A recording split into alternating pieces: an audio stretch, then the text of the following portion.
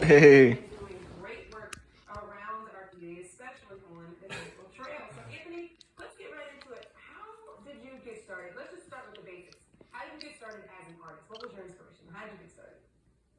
So I've always been into art from a super young age. My grandmother was an art professor for Liberty University. So right from the get-go, as soon as I could hold the pencil, she was trying to teach me fundamentals. And she's been a huge influence in everything I've done inside of the art world.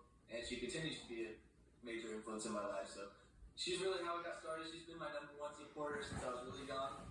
And yeah, I kind of just took it from there, tried to run on my own. I didn't get a traditional art education like in college or anything, but I have some really great mentors like my grandmother and other artists that I've worked with, and they have a lot to do with it. Yeah, and you have beautiful work. You also painted a fallen officer, and that kind of was a big deal for you too. Did that help kind of say, okay, let me keep going with this thing?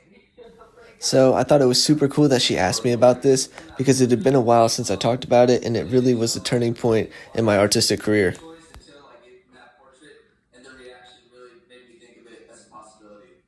And now, not only are you having fun, enjoying your craft, you're also giving back. So how did that all come about to do this art, to give back to the Virginia Capitol Trail?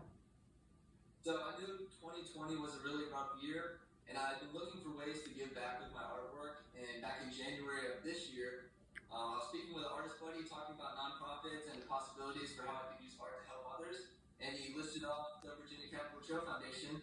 So we started figuring out ideas, and I contacted them and figured out these auctions that we could do that would raise money for them. And it ended up working out really well, though.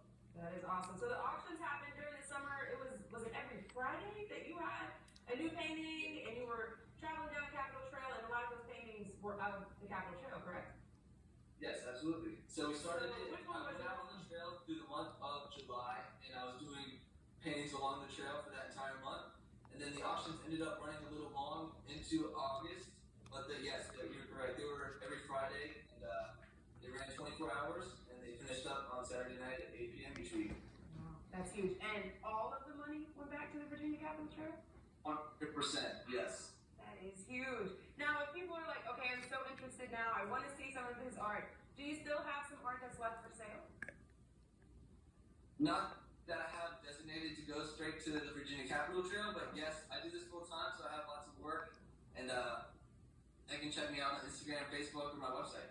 Cool. Do you do commission pieces? Like you were talking about the fallen officer, and if someone's like, hey, I want a painting of my children, is that something that you could do? Yes, it is, yes. All right. So, guys, check them out. The website is That's lit. Yes. And what's your Instagram and Facebook? Instagram and Facebook is at Anthony Bowes, Bowes, and hopefully you should be able to find me. All right. Well, thank you for taking the time to speak with us, and we also appreciate you giving back to the Virginia Capitol Trail. That is a huge, huge thing to do with your time and your talent. So again, Anthony, we appreciate you. Thank you so much for joining us. We'll have more to about town today from that.